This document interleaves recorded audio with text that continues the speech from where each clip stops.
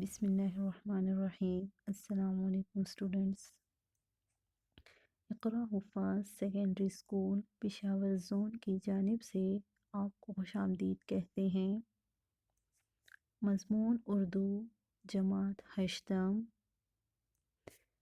Students, جیسا کہ آپ کو معلوم ہے کہ ہم نظم حمد کی بلند خوانی کر رہے ہیں۔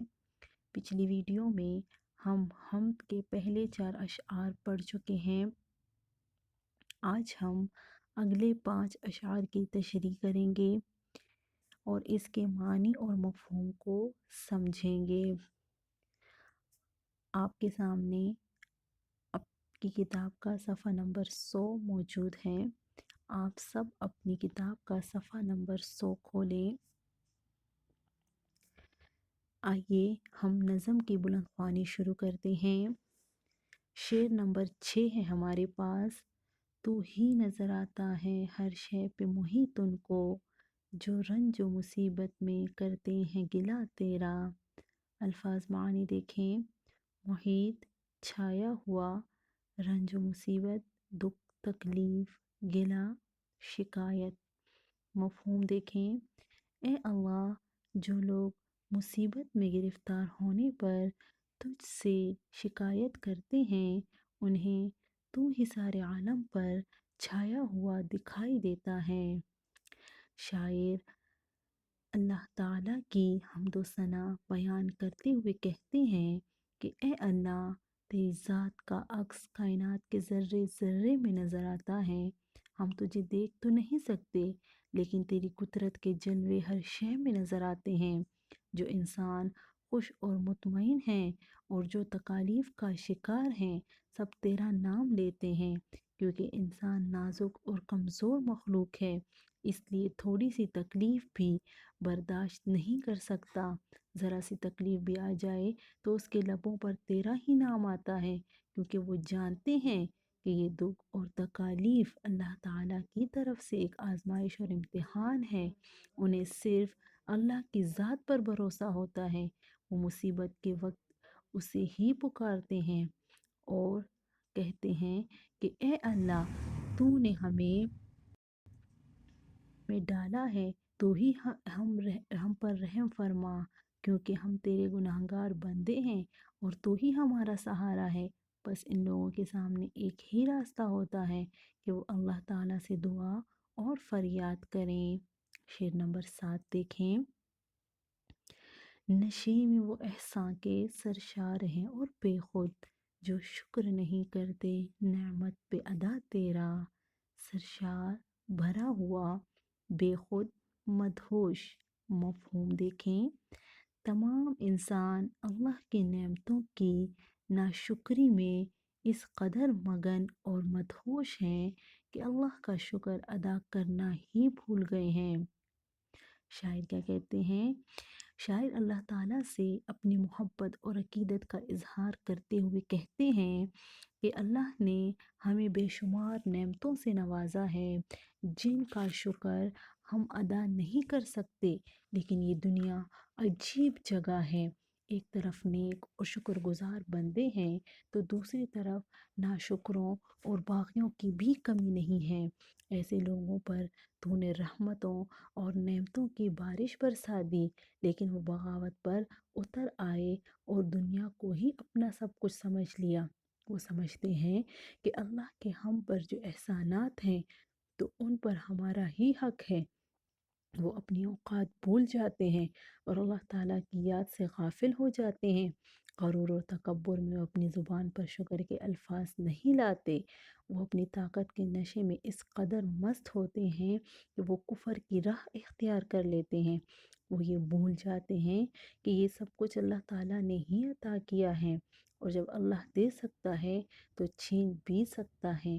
اس لیے ہمیں اس فانی دنیا کی رنگینیوں میں نہیں کھونا چاہیے۔ شعر نمبر 8 دیکھیں۔ طاعت میں ادب تیرا عصیاں سے ہے گو بڑھ کر، عصیاں میں ہے طاعت سے اقرار سوا تیرا۔ الفاظ معنی دیکھیں۔ طاعت فرمانبرداری، عصیاں گناہ، بڑھ کر زیادہ، اقرار اظہار، سوا زیادہ۔ مفہوم دیکھیں، جی گناہ کرنے سے زیادہ تیری اطاعت میں تیرا ادب ہے، لیکن ایک گناہ گار بندہ جب توبہ کرتا ہے تو اس کا درجہ اطاعت گزار بندے سے بھی بڑھ جاتا ہے۔ ٹھیک ہے، تشریح دیکھیں، یعنی اللہ تعالیٰ کو انسان کی توبہ اتنی پسند ہے، ٹھیک ہے، کہ وہ ادب کرنے والے سے زیادہ اس کی عزت اور وقت بڑھ جاتی ہے۔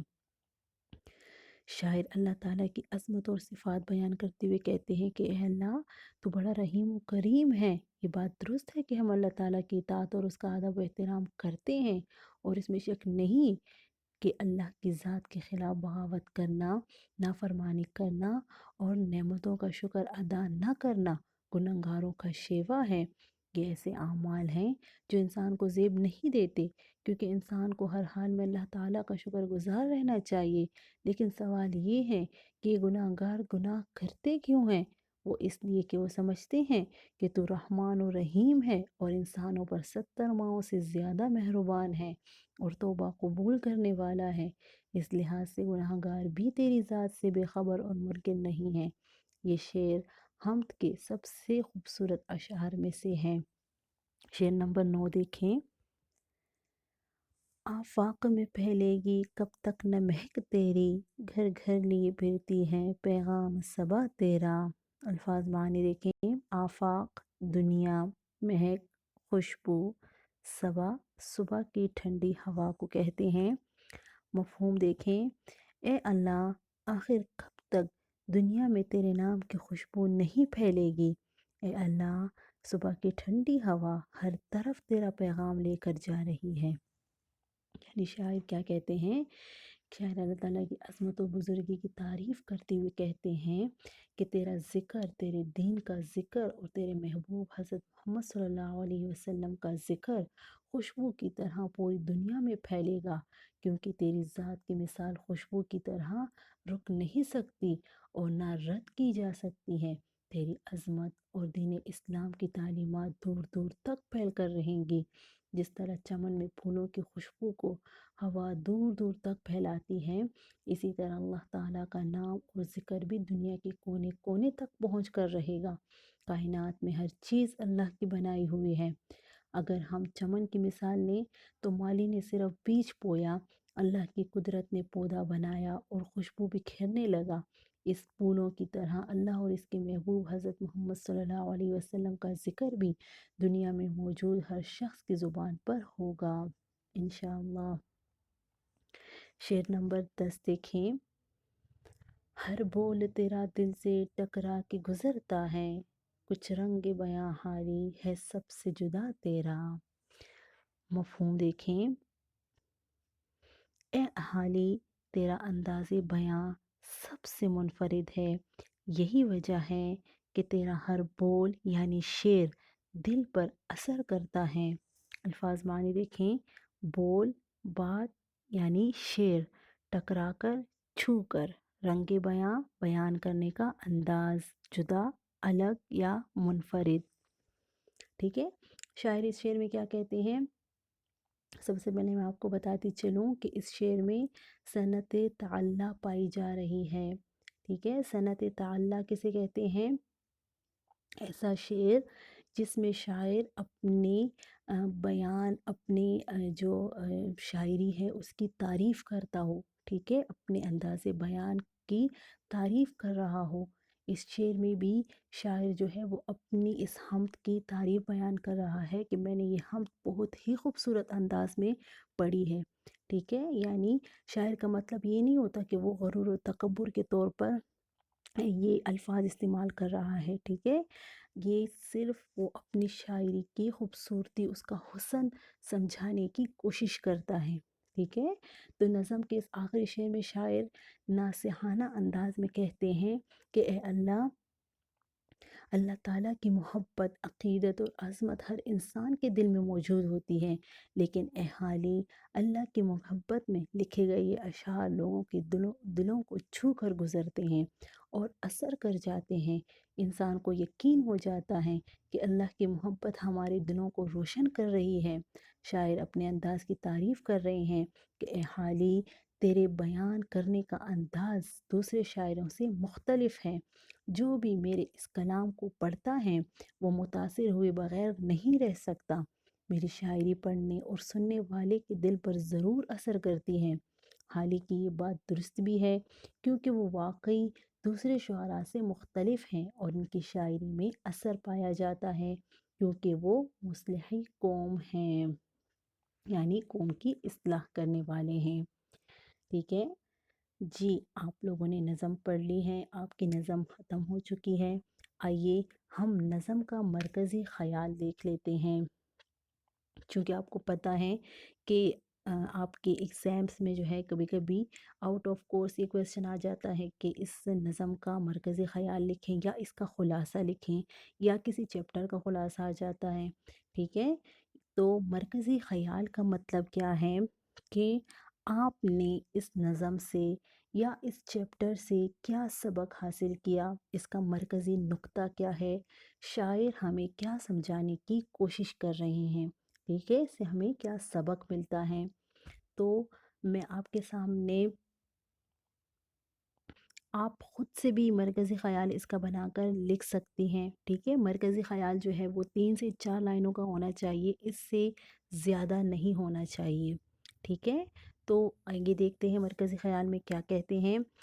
اس نظم میں شاعر اللہ تعالیٰ کی وحدانیت اور مالک الکل ہونے کا ذکر کر رہے ہیں۔ مالک الکل یعنی مکمل طور پر، کلی طور پر جو مالک ہیں اس دنیا کے، وہ کون ہیں؟ وہ صرف اللہ ہیں۔ ٹھیک ہے، تو کہ اللہ ہی ہر دل پر قابض ہیں، اس لیے ہر انسان کو چاہیے کہ وہ اللہ کے تمام احکام بجا لائے اور گناہوں سے حتی الامکان بچنے کی کوشش کرے۔ حتی الامکان، جہاں تک ممکن ہو سکے انسان جو ہے وہ گناہوں سے بچنے کی کوشش کرے۔ اس نظم کا خلاصہ دیکھ لیں۔ خلاصہ یعنی کسی چیپٹر یا نظم کو اپنے الفاظ میں مختصراً بیان کرنے کو خلاصہ کہتے ہیں۔ ٹھیک ہے، ہم اپنے الفاظ میں مختصراً اس نظم میں کیا باتیں ہوئی ہیں یا اس چیپٹر میں کیا باتیں ہوئی ہیں، ہم اس کو مختصراً بیان کرتے ہیں۔ جیسے کہ میں نے آپ کے سامنے خلاصہ لکھا ہوا ہے، آپ اس کو دیکھیں، آپ خود سے بھی اس کا خلاصہ جو ہے وہ بنا کر لکھ سکتی ہیں۔ خلاصہ بھی زیادہ طویل نہیں ہونا چاہیے، ٹھیک ہے، 5 سے 6 لائنز کا ہونا چاہیے۔ جی، دیکھتے ہیں کہ خلاصے میں کیا کہہ رہے ہیں۔ انسانی دلوں پر اللہ کے قبضے کی دلیل یہ ہے کہ نافرمان سے نافرمان شخص بھی اللہ کی تعریف بیان کرتا ہے، مگر اللہ تعالیٰ کی تعریف کا حق ادا نہیں کیا جا سکتا۔ وہ پردوں میں چھپا ہوا رازداں ہے اور اس سے لو لگانے والا فرد بادشاہت کو بھی بے وقعت سمجھتا ہے۔ ایسا شخص ہر خوشی اور غم میں صرف اللہ کو یاد کرتا ہے۔ صبا گھر گھر جا کر اللہ کی قدرت کے گیت گاتی ہے۔ ٹھیک ہے، تو مختصراً دیکھیں، ہم نے اس میں سے جو ہے وہ پوائنٹس نکال کر لکھے ہوئے ہیں۔ ٹھیک ہے جی، امید کرتی ہوں کہ آج کا لیکچر آپ کو سمجھ آ گیا ہوگا اور آپ اس کو یاد بھی کر لیں گی۔ ٹھیک ہے، اگلی ویڈیو تک کے لیے اللہ حافظ۔